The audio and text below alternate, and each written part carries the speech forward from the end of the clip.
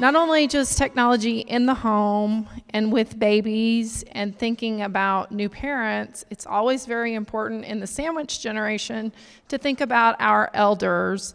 And I don't know about you guys, but I have older parents and I have little kids, and it's very important to me personally, because my grandparents were very near and dear to me, that my children develop strong relationships with the elders in their lives as mentors, as loved ones, and as people that they seek knowledge from.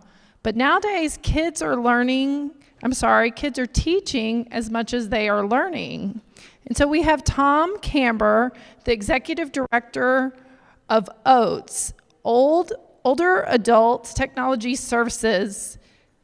I had the opportunity to go to Tom's facility in New York City a couple of years ago, and it's really interesting to see seniors who are not only enthralled in their phones, because I don't know about you guys, but that seems to be something that my parents walk around with their phone more than teenagers nowadays and tell me interesting tidbits of that technology has changed their life for the better. But there's also new emerging technologies that they want to explore but aren't always aware of. And Tom does a great job of working with the CTA on bringing those technologies and the older community together. And they're going to talk about bringing kids and families of multi-generations together today with technology. Thank you, Tana, for the great introduction. We still have 2 minutes before we're starting, or should we just get going? I think we're okay. Maybe we should say, Well, we have 2 minutes, so I have a question for the audience. How many people here over the holidays played a game with somebody who was either a child or a senior citizen during the holidays? Okay, and then in the last 3 months, how many of you have done anything with technology where you were engaged in active learning, taking a class, learning stuff online, doing Duolingo for education, anything with technology for learning? Okay, so we have a really connected audience here. This will be a good conversation. I think so. I have committed to having a little bit more of a dialogue, so you are responsible for coming up with questions, and we are responsible for keeping our comments within about 5 minutes per person so we have enough time to have a conversation. And I'm super excited about this because when I started Senior Planet and OATS just about 15 years ago, we were starting in New York City as a nonprofit organization, and a lot of seniors were looking to learn technology, learning how to do new skills and new programs. And as we began developing the initial trainings, I thought everybody just wanted to go on the internet to look for health research and things like that. And of course, the first thing I noticed was that people wanted to play games. And a lot of people wanted to learn through games, they wanted to enjoy themselves, they wanted to engage in play. And I realized as I got more familiar with the older adult population that play is really important to people into their 70s and 80s and 90s. And it's very important not just because it's fun, but because it keeps people sharp and active and engaged and connected to their families and their communities. So as we did our initial trainings and programs, we've started to incorporate things, of course, everybody finds their way onto solitaire, right? So when you run a computer technology center and a lot of people are there in their 60s and 70s, you turn around and there's a lot of people playing solitaire. But then people started playing mahjong online, people started doing chess, and then as we developed our center in Manhattan, we launched a location called Senior Planet. If anybody comes to New York City, you're welcome to come and visit and do a tour. And we brought in a video game expert who has been doing training, basically doing reviews of the emerging video games around the country. And he's been doing workshops with the older people on some very unexpected video games and VR headset games and things like that. And people are really active and excited about it.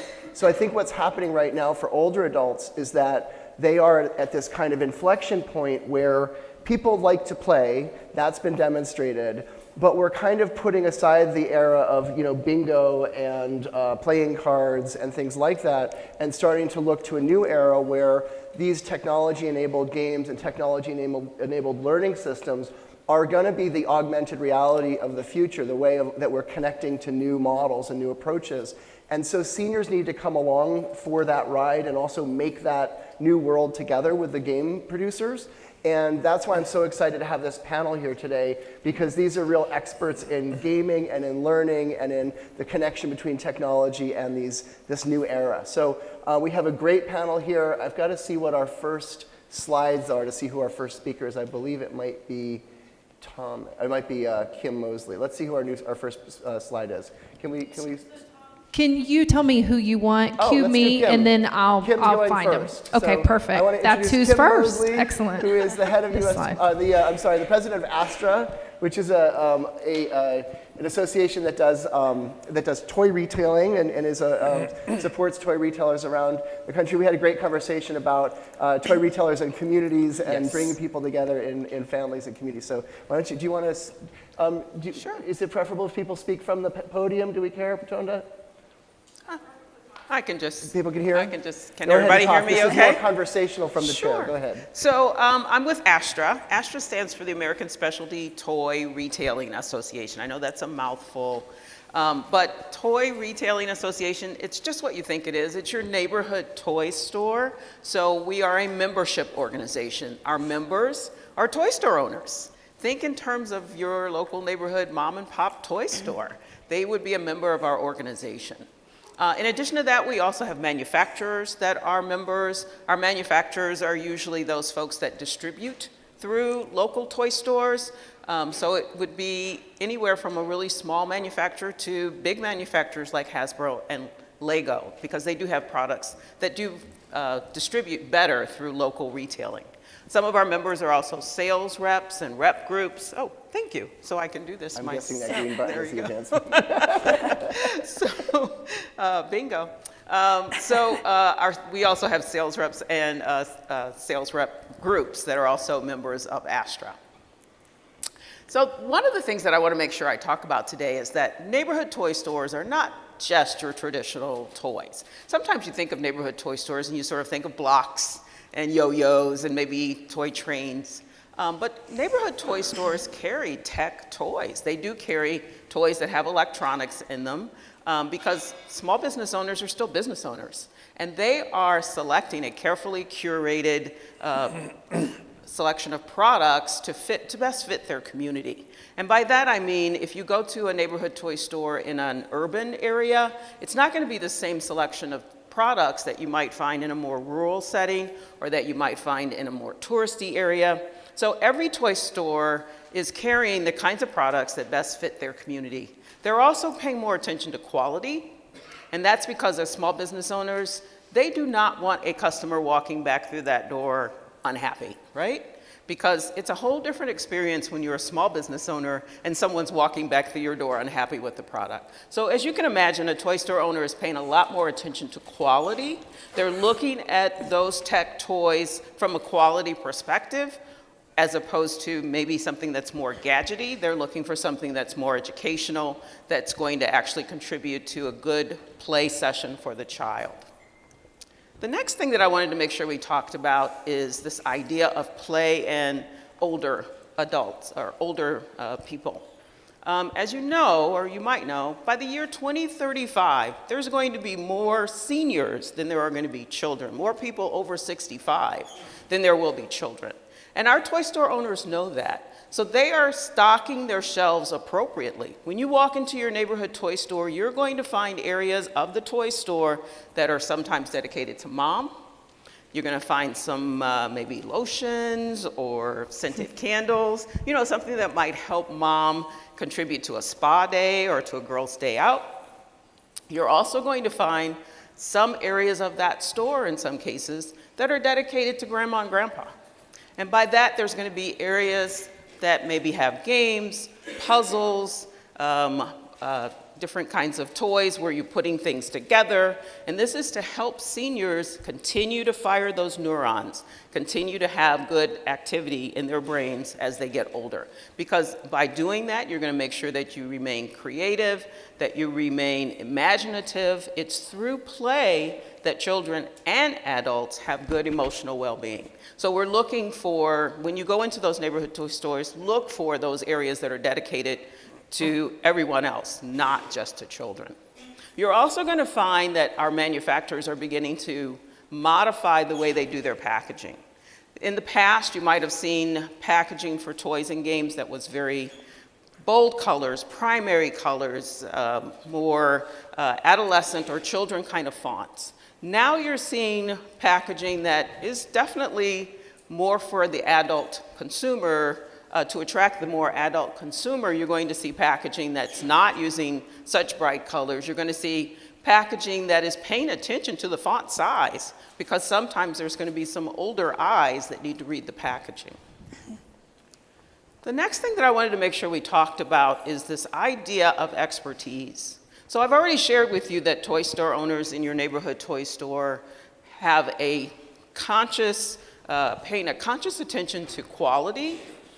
They are also knowledgeable about their products. Because they want to make sure that the customer is happy, they know their products, and they know play.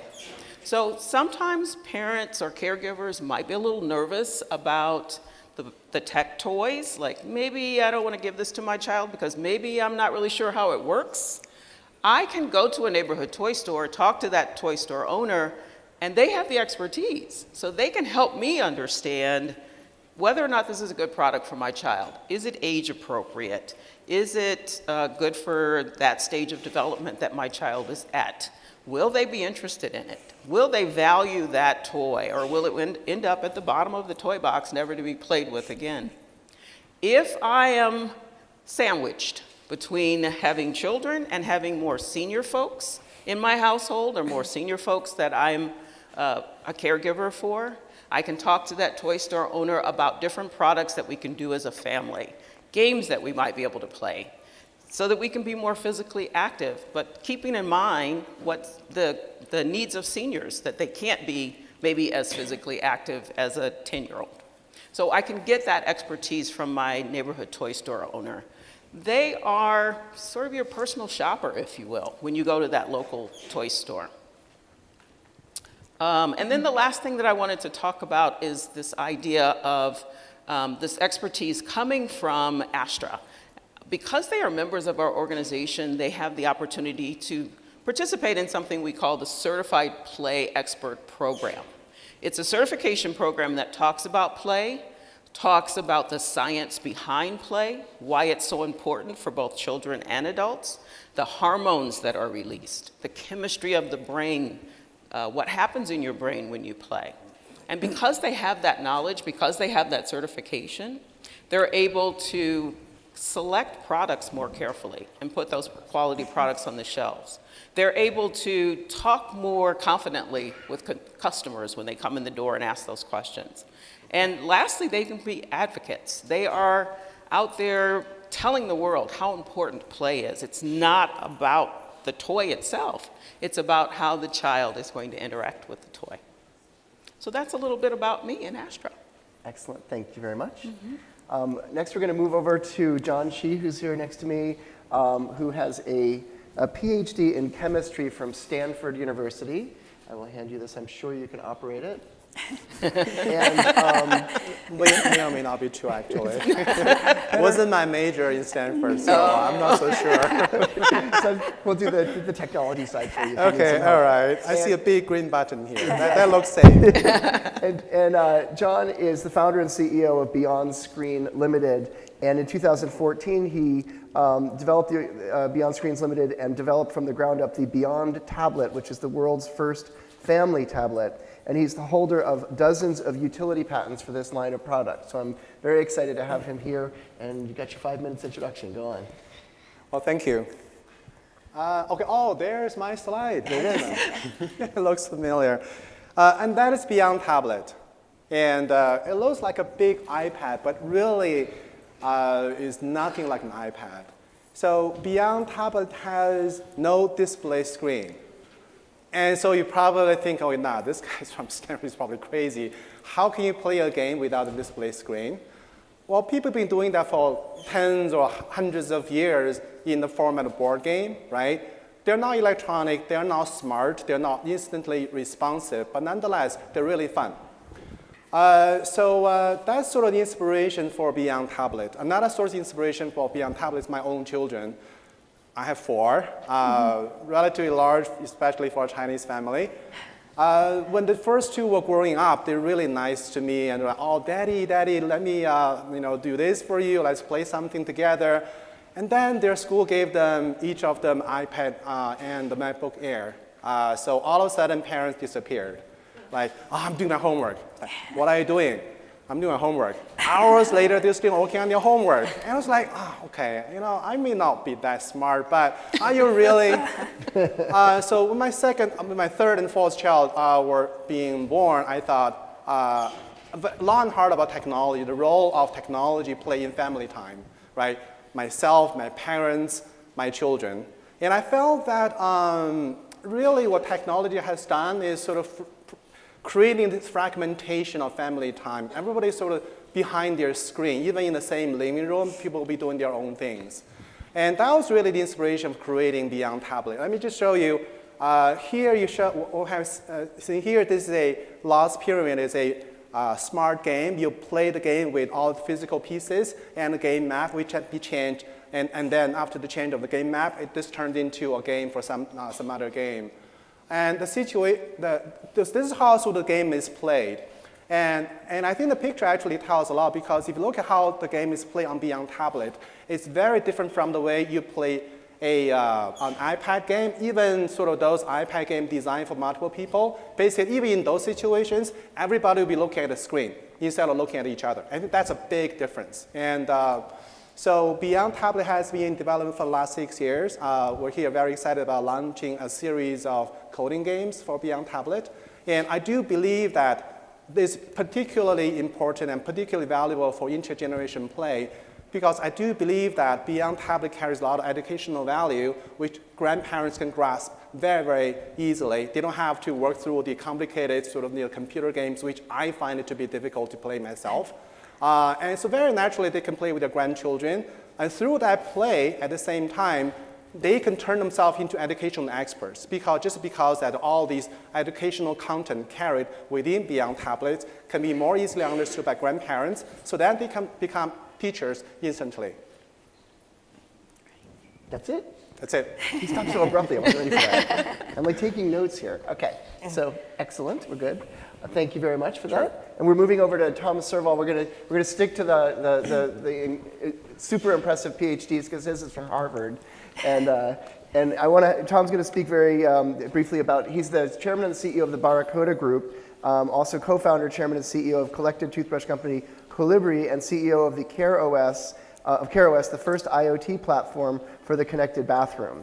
And take a few minutes and give your presentation. Oh, we need to pass manually pass the digital technology down. Yeah. So I'm going to talk about very simple stuff. Basically, I was an executive in a big corporation, and 5 years ago I left.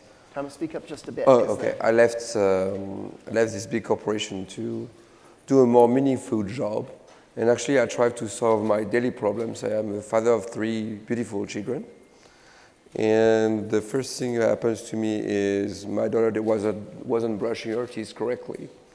I'm not the only one, and because I work in Silicon Valley, and I had this thing in mind, there is an app to solve any kind of problem.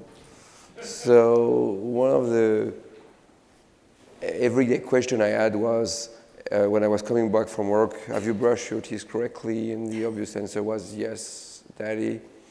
And I was always checking whether it was true or not, if it was not too late. Result was very actually dramatic, because the toothbrush was as dry as a wood. And then sometimes I had the energy to bring my daughter back to the bathroom to brush her teeth. She spent 5 seconds doing it and went back to bed. It ended up at the dentist office, and I was like a poor father. So in the same time, my daughter wanted always to play with my smartphone and my tablet, and I had to limit her usage of it. So I thought about the idea of doing a smart trade-off between, I want to know whether she brushed her teeth and she can play with my phone or with a family tablet.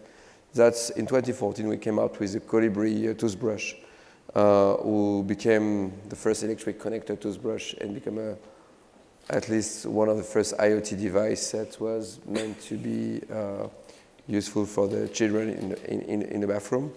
And it gamifies the experience. And since then, we have been working independently and then with a partnership with Colgate, who has scaled up this technology among hundreds of thousands of children around the world. And the results have been fabulous in terms of what's called compliance. So kids improve their brushing time by 80%. We had to change the games to stop it after 2 minutes because they couldn't stop.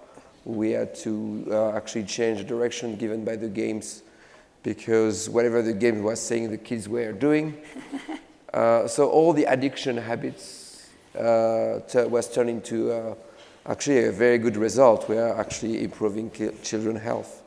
The biggest challenge we had to follow up was actually to be able to make this super affordable so we can serve billions of children. And we launched this product in the UK, the little yellow one that won an award last year in CES. And this device was meant to be very affordable and uses augmented reality. And with this device, you just use a little piece of plastics in the front camera of your phone, and we are able to use our unique technology to look at where your brush is inside your mouth. And we play augmented reality games. You can see this on our booth. We won Product of the Year in the UK, where the product has been tested. And we have incredible feedback from the parents. More than 95% believe it really improves children's health. The next product that we invented, we just won an award this year at CES, is after 2 weeks inside the bathroom, we saw a different behavior between adults and children. The children wanted the tablet and play with them, and the adult didn't want to be told what to do. And so we had to change the design of the toothbrush to work without the need from a phone, or we decided to replace the usage of the phone inside the bathroom and to make a smart mirror. It's called Artemis. We also won an award for that. And because there were so many already sold connected mirrors, we decided that it was like in the smartphone business. Maybe instead of trying to make a mirror, why don't we do the operating system of mirrors? Why don't we create something that will allow brands and IoT manufacturers such as us to develop their own game and experience while taking care of connectivity, privacy, security, which is an extremely sensitive topic, especially in the bathroom where you might have a mic and a camera and then you don't want to screw it up. And so we built this operating system and it's a huge success. We are 17 large corporations endorsed it. Last year we are above 40, just before starting this CES. We're going to be above 70 companies that are going to build application based on this mirror. And one of the very interesting things that we can do with this mirror, it actually serves more than it's a set-top box for the bathroom. We can run any kind of game, but in the background, you are spending between 10 minutes and 2 hours per day in your bathroom. Out of it, maybe 30 minutes, depending on women and men and your personal habits, in front of your mirror. So it's a unique place to actually understand how your basic biometrics signals evolve, how your eyes are evolving. So we started building some AI models that detects that you are losing vision, a little bit of acuity. We are looking at your skin without you knowing. And then when we see that your beauty marks is evolving, we're able to send an alert. And there's endless application with this, in the background with this time spent every day. We call this longitudinal medicine, so a new medicine that will be targeted to just look at the way you look and give you advice or sense new stuff. And with the camera and the progress of AI, what you can detect is like completely amazing. I give you an example. Just by looking at your posture above your shoulder, we can tell you which stretching exercise you should do. So this is actually going to be experimented in a couple of elderly houses where people don't want to talk about technologies. There is no technology that is visible to them. We can use voice, but in the background we are running extremely interesting technology to actually detect what's happening in your body. and I think I am about, so just to maybe summarize what we are doing at the moment, we are looking at very simple habits and behavior that can be altered or changed by using technology wisely. So now we just launched a new product on sleep, because so we have built a new product called Seraphine, which helps you get rid of your phone, sleep better, and monitor your sleep to detect sleep apnea, which is one of the biggest causes of diseases related to sleep. 10 to 40% of, I'm amazed to have discovered that it's 10 to 40% of the population have unknown some sort of sleep apnea. So so we are working on both sides of the spectrum. Kids devices with gamification. For older people, is mostly being invisible and don't change their habits, but just being able to warn the right person or to help them interact easily with a device that will speak their language. Good? Good, you're good. Thank you. Excellent. And last up, we have Amy Braun here, who is the head of marketing and communications I'm going to do this myself, for Pai Technology. And she's going to talk a bit about augmented reality and gaming. Great, thank you. Hi, everyone. So I'm with Pai Technology. And we, at the forefront of what we are a technology company for families. So we were actually founded by a group of parents in the tech industry who were pretty frustrated with how they saw their children interacting with tablets. They felt that there was so much more that they could be gaining from technology and from the interaction with a tablet. They really believed that there was much more active versus passive play that could come out of the tablet. And so from there, we really founded a company that was built on a mission of turning screen time into learning time and play time. And so for us, everything we do, every product that we approach has a physical component because, as Kim mentioned, there's so many benefits to physical play, from the hormones that are released, to the tactile, to just the development, hand-eye coordination. So everything that we do has a physical component and a digital component. And oftentimes, the digital component that we use is augmented reality.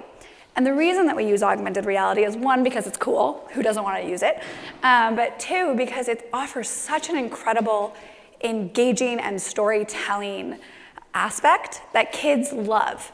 And we know that it also affords us the ability to look at really complex problems and break them down. So for example, our latest item, which is PaiBots, which for some reason is a little bit fuzzy on the screen right now, but that's all right. Our latest item, PaiBots, is a construction coding robotics kit that teaches our littlest learners, so 4+, using a visual language and augmented reality about coding. So they get to build their own robots, they get to construct their own robots, then they get to scan it in, and they get to use augmented reality to learn all about conditionals, sequencing, variables, really helping them understand the foundations and the basis of the logic of coding. And in the essence of this panel, we really believe that technology actually has the ability to bring the family together, and in particular our technology. And there's a few reasons why we believe that this is so imperative. The first is that there's new play experiences that for every age, right? Augmented reality, as I mentioned, whether you're 4 or 64, if you come over to our booth and you scan Nova, which is our hero item, when the augmented reality pops up on the screen, everyone's excited. There's just a wow factor to it. So we really believe that having that wow factor brings mom, dad, grandparents, everybody can get around the iPad and enjoy it. It's just so much fun, and it's something that everybody can learn and experience together. Additionally, one of the things that we love about technology is that it actually allows children to be the teacher. So I don't know if you have a 7-year-old who can navigate your iPhone probably maybe faster than you can, or you have a 3-year-old who maybe has tried to swipe the television, because we know that they think that they are swipeable. They are digital natives, and their ability to navigate digital tablets oftentimes is so much more effective than any of us, whether it's my age, whether it's my grandparents' age, whether it's my parents' age. And so allowing them to be the teachers is something that we know that children love to do. And when you get to sit down with them and they get to explain to you the way things work or how they are the way they are, it's actually a pride of accomplishment that we know children love. And so that's something that we also think is so special about the gift of technology when you bring the generations together. And then the last but not least, what we love about technology is that we actually find that it offers a new connection point. So one of the things that we know is many households in the United States are two-income households, which means both people are going to work. So that may mean that grandparents are the ones taking care of the kids, but it also oftentimes means that parents aren't available to see what their children are doing during the day. And I don't know how many of you have kids, but if you've ever come home and you've asked, hey, what'd you do today? And you get, as Dr. John was mentioning, you get the answer of, oh, I don't know. Right? You don't get an answer. It's like, no, well, what'd you do? So one of the great things about technology is that it offers a place to start. So, oh, I saw that you played, I saw you played PyBots today. Did you make anything interesting? It offers a great place for parents to sit down with their children and have a great conversation starting point. So the thing that, ultimately we really do believe is that technology just brings all of us together in a way that is new and interesting and really connecting the family unit across the different generations. Excellent, thank you. Thanks. That's great. It reminds me of an episode where we were working with a group of senior citizens in the Bronx, and we were teaching them about digital photography. And it was an intergenerational program, so we had a bunch of high school students there, and then there were people that were in their 70s and 80s, and we were introducing all of the basics of how to take the pictures with digital cameras and how to manipulate the images. And people were so excited that they didn't have to deal with film.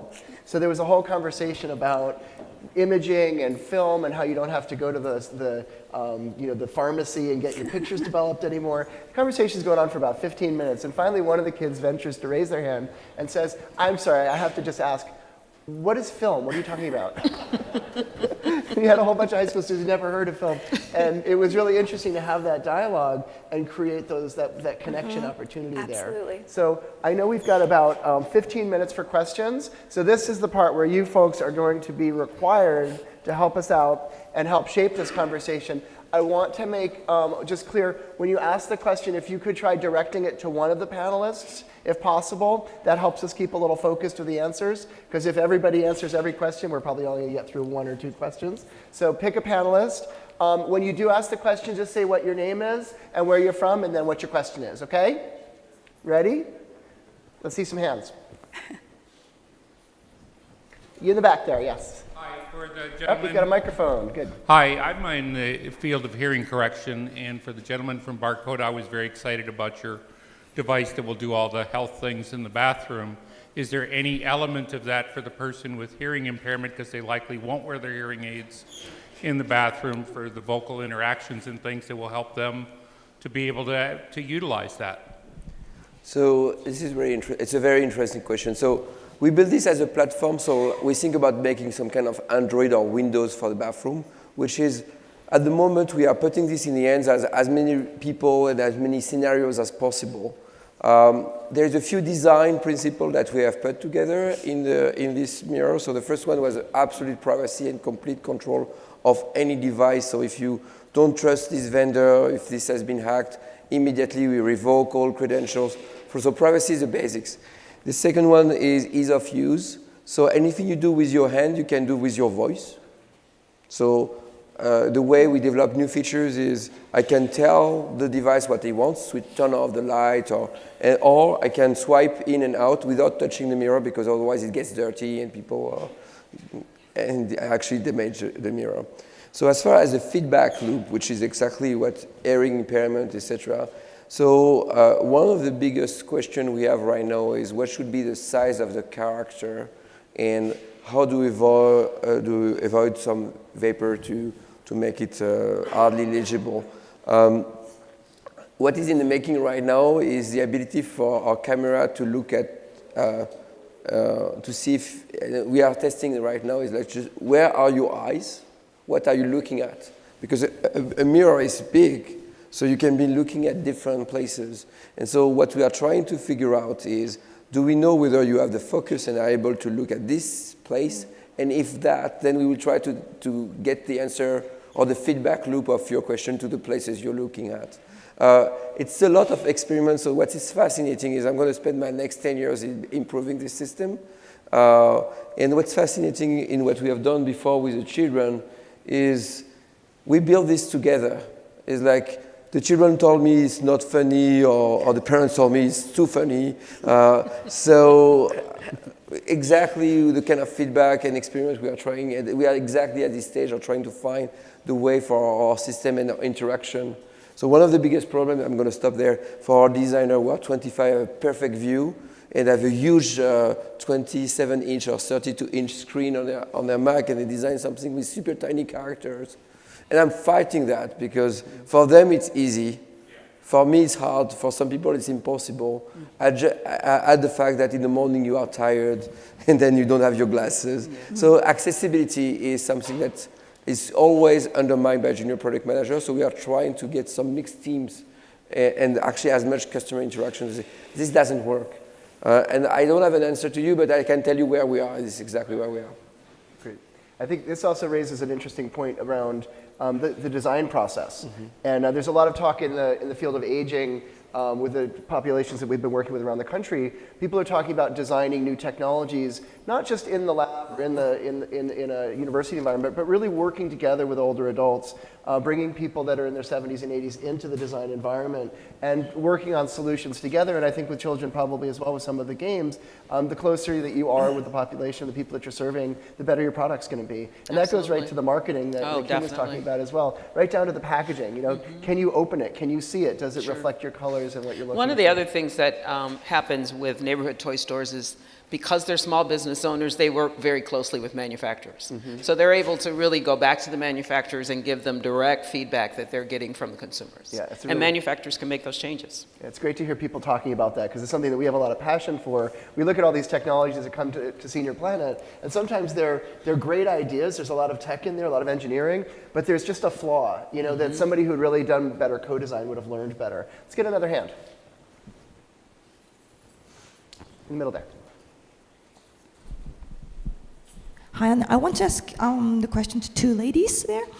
I have kids of 5 and 8, and of course they are digital natives. We have given the iPad from maybe say like 2 or 3 years old, but also I have a friend who hasn't given them any digital devices. And they say they won't give them the digital devices until maybe 15 or something like that. So I'm just wondering, what do you think is the best balance between physically playing with like Lego or other blocks or any toys, and playing with the iPad or all that kind of digital devices?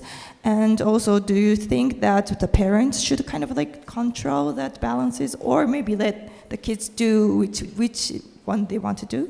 Great question. To me? To who? Who's that one too? Who's that got to? One of these two speakers. Both of them. To both. All right, you guys are, each one of you gets a chance on this one. I'll go first, you go second. Sound good? All right. So there was lots to unpack there. I think that, so personally, I think that it is a personal choice when you choose to give your child an iPad. What we have seen and what I can share with you is that when you don't, from parents that we've spoken with and case studies that we have looked at, when you don't expose your child to technology until for a while, what happens is they actually don't have the skills to access technology. So we've spoken with many parents who were like, I don't want to give my child an iPad, I'm not going to do it, or I'm not going to let them use the computer. And then all of a sudden they're 8 years old and the computer is being used in school, and all of a sudden their grades start slipping.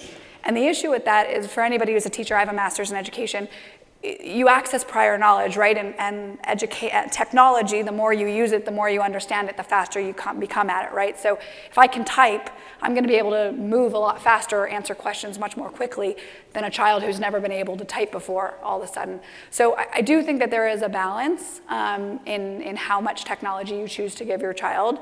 But I do think that if you don't allow your child to access technology at all, in our belief, it is a way of life, and technology is showing up everywhere, and it's only going to continue to infiltrate children's lives more and more. So in our belief, it's about the type of technology you give your child.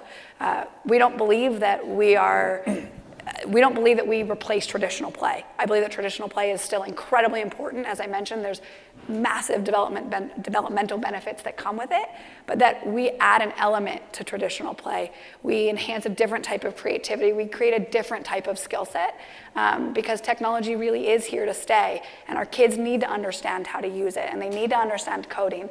And the reason we teach coding to 4-year-olds is so that they can understand the logic.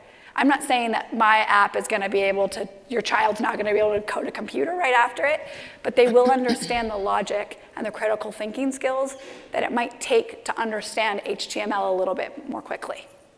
That's great. John? I agree that as parents and grandparents today, you don't really have a choice other than providing your children with access to technology. No question about it. The question is, do you have a choice of providing your children with a technology that is screen-free, that is healthy, that is actually more powerful than screen technology? I think that's the big question. And that is something we're trying to create beyond tablet. So let's take coding, for example. For young children, do you expect them to code on sort of blocks and dragging things on a computer screen? Or do you want them actually to play with physical pieces? And actually, not only to do these things to make the robots moving around, that gets old, that gets boring, right? So what we have realized that without a display screen, we can do things on a beyond tablet that is so much more powerful than doing things on a screen. For example, we have a game that allows you to work with your children to compose music with coding. So you use physical coding cards, and you allow your child to create a genuine, a bona fide, original piece of musical composition on beyond tablet. Another thing is storytelling, right? Parents and grandparents love to read stories to their children. So what we have done is we empower you to help your children to create essentially a 3D figurine-based stage show production on beyond tablet. So you pick your figurine, you give identity, you actually record the narratives of the story, like Three Little Pigs or Snow White, for example, right? All, they're out of their children's own imagination. And you create that into a 3D production that is entirely based on your children's writing, storytelling, planning, and imagination. So those are the things that actually you can do on beyond tablet without a display screen at all. So that's what we're trying to do with Beyond Tablet, which is to provide you with a choice that's completely screen-free, that is healthy, that people actually can talk to each other eye to eye instead of everybody looking at the screen. It's such a great thing to see people taking this broad perspective of technology. It's so common that people just start with this notion that it's just on a screen, and then we can't wrap our brains around the fact that it's really on a toothbrush, right? Mm-hmm. Or it's on a tablet that doesn't have a screen, and that translation of the technical ideas is what really makes it so powerful, and I think that's great. Let's get another question. Got a few more minutes. If I don't see hands, I'm going to start calling out names, and you know who you are. Yeah, go ahead. You're in the second row. You're on. Go ahead. Oh, he's waiting for the mic. Good. Excellent. My name is Mike, and I'm from Phoenix, Arizona. Okay. And my question is actually for you two. In terms of design elements, what are the design elements that seniors specifically look for game design? That's a great question. I think that's an excellent question. And let me go back to this concept of play. It's not really about the toy or the game itself. It's more about how the person interacts with it. And there's going to be play products that allow for individual interaction. There's even more important play products that allow for family interaction, or play that I can do with my spouse or my partner or my pet or my children. So it's really, I'm going to go back to going to that toy store, because it's really about talking with that expert that has the knowledge of play, has the knowledge of how that works in your brain, in your body.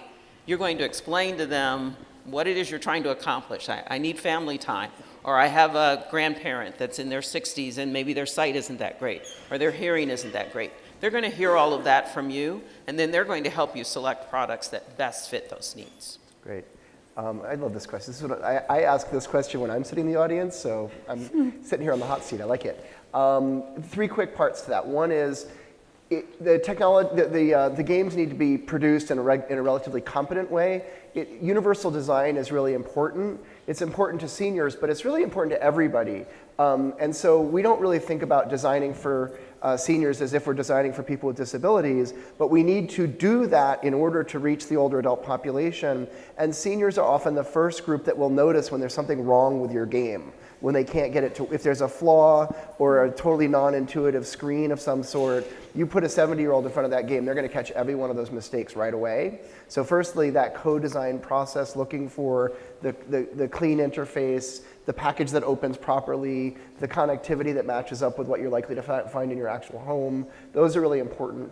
And secondly, I think the notion of older adults seeing themselves in the games. So when you have an avatar, that the avatar has an option for somebody with white hair instead of just people with, that look younger, or when the content is being produced in such a way that there is a framework or a place you might find somebody, being able to see yourself in that place as an older person and not have it just be looking at younger people on the screen the whole time. That includes the marketing and the production. And then finally, I think that a lot of older adults, there's a lot of research now that's finding that as we get older, we're more goal-oriented in our processes. And so people like games that have a purpose of some sort. It's a learning purpose, it's a travel purpose. It could be gamification of financial security or entrepreneurship gaming, where people are, many of our seniors in Senior Planet in New York are starting businesses, and there's a lot to learn when you start a business. So I would love to see games coming out that might be things where you get to create a business online and go through the processes, and that could be fun for people. Or practicing social engagement skills that older people need to master in order to overcome a lot of ageism in their environments. If those are highly relevant gaming practices that would be really relevant for people. Those are the kinds of things that we would look for. But really, to know the answer, we need to sit down with a group of people that are over 60 and ask them. Next question, we've got 3 more minutes. We have at least one more question. Go ahead, you've got the mic in your hand. Good. Name, place, and who it's for. Jeannie, and I'm from Chicago. Excellent. And you started to kind of answer my question a little bit. I'm not sure who I'd direct this one to. But, and again, this question's about seniors. I'm much more interested in seniors than kids at this point because of the age wave. Seniors tend to be a little afraid of technology, right? They're a little off-put. It's not very welcoming to them. They're not comfortable with it. Do any of you have an example of a way you designed something in order to make your technology more approachable and friendly to a senior? It's a great question. Who wants to take that one? You want to take a crack at it? Oh, I can share. So my first company name was Net Senior. So we started to try to design product for a senior to connect to the internet in the late 90s. It was a huge failure, so I can tell you what you shouldn't do. Interesting. And the first lesson that in terms of mindsets and in terms of designing new product is when you have a young children, you give him anything in his hand, he will try everything, make mistake and correct. When you have an older person, he will not do anything versus trying to make a mistake. In most cases, he will be afraid. So there is a first feeling that you need to build in your device is something that will generate trust or allow them to actually limit the number of options and make sure that they will feel in an environment of trust and failure is not a problem, and always reinforce positively the fact that he has touched a device, even if it's not the right way, etc. So that's one takeaway. Is like, really you have the two sides of the spectrum, and it's like experimenting is not really the strongest thing that a senior person who will be confronted to a new device will do. So they will leave it and not touch it. Great. While the kids will just start playing with it. So that's really what we have learned. Okay. Now we have 1 minute left. I'm watching the clock, I am. And I want to do this real quickly, just give you each a shameless opportunity to promote what people should be doing. So we have an audience here who are all very excited about what you folks are working on and what you just talked about. So what in one sentence or so, it could be a long sentence, but one sentence, what should people do to follow up with you, to find out more about what you do, to buy your product if it's available, to find a person to connect with? So when people leave here today, what's the one thing that you'd like them to do to be connected with what you're talking about?